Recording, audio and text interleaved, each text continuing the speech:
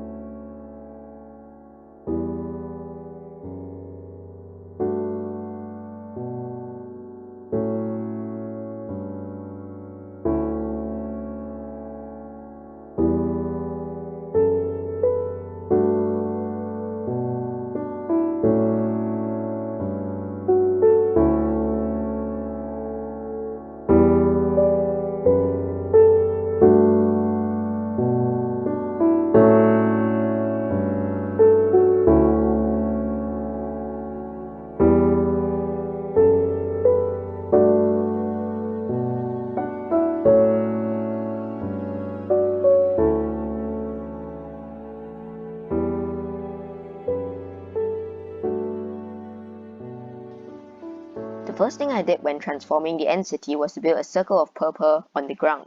I then extended the circle of purple upwards into a cylinder with the help of wood edit. You can make the circle as large or as tall as you want, depending on the size and level of detail you want for your end city. You can go for an extremely large end city in creative mode and create lots of fine details, although you should still keep in mind the build limit of 256 blocks. If you're transforming an end city in survival mode, make sure not to get too ambitious as you do not have access to infinite materials. In survival, you can fly with elytra but cannot hover and will have to piddle around to add details, making it much harder. With the main structure of the building complete, I started to add details. Firstly, the doorway. I created stairs from the ground to the doorway that become larger and larger as they approach the ground. I did this mainly using purple, but also used some polished diorite to add some detail. The details I added for the walls of the building went through many iterations, but the final design that I settled on was using glowstone behind yellow stained glass. This gives a yellow glow, which provides the accent color for the entire structure. It is important to have one main color and one accent color in your build. In this case, my main color is purple, which comes from the purple block. My accent color is yellow, which comes from the glowstone behind yellow stained glass. I experimented with other lighting options like sea lanterns, but the color of sea lanterns does not fit yellow stained glass. The grid pattern of sea lanterns also gives a weird effect, making glowstone a more suitable choice. For the roof of the building, I created a ring of polished diorite and started to add rings of purple concrete on top. I decreased the radius of the rings by 1 block for every 2 blocks that I went vertically. This creates a tall and slim cone, which is the look that I'm trying to go for here. I finished up the detailing by continuing the wave pattern with glowstone, as well as the 2 rods of yellow stained glass with end rods between them. I also changed the purple between the end rods to yellow stained glass to give the impression of windows in the end city. The next step would be to create a bridge connecting the main building to another wing. The bridge should slope slightly upwards towards the second wing and should not be completely horizontal. I created vertical rings of purple with end rods at the top and sea lanterns as the sides as decoration. I also added end banners on the sea lanterns as these are very iconic of end cities. I also created strips of water along the bridge as decoration. I did this using waterlogged stairs, which allows me to create strips of water that are less than 1 block in width.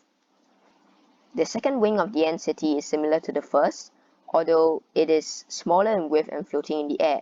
The bottom tapers into a cone shape, and I use yellow stained glass to add detail and make it look like it uses rocket power to stay afloat. The roof is also a similar cone shape to the main building, but on a smaller scale.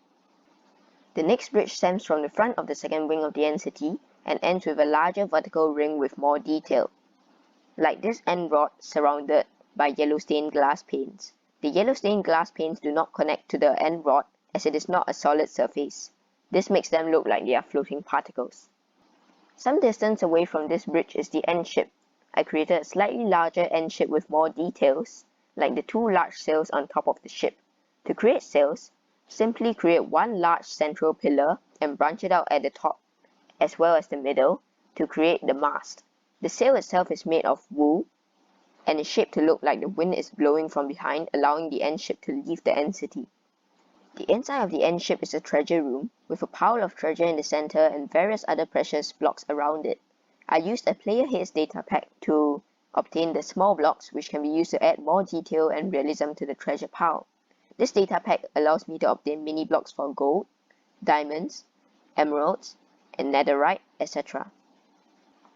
And finally, this is the main treasure room of the end city. Since it is a large circular room, I was able to fit a large pile of gold blocks with some glowstone and mini blocks scattered all over it. I also made use of a special technique to mimic reflections. If you look up, it looks like the ceiling is a mirror, reflecting the treasure pile from below. The mirror surface is white stained glass and the border is made of polished andesite. To build this, simply create an upside down version of the real room above a layer of glass. The reflections should look very realistic, except that players are not reflected. And that is all I have for today's video. Thank you so much for watching to the end, it really means a lot to me. I hope you enjoyed the video, and if you did, please press the like button, subscribe, ring the bell, and I will see you all in the next Minecraft video. Bye!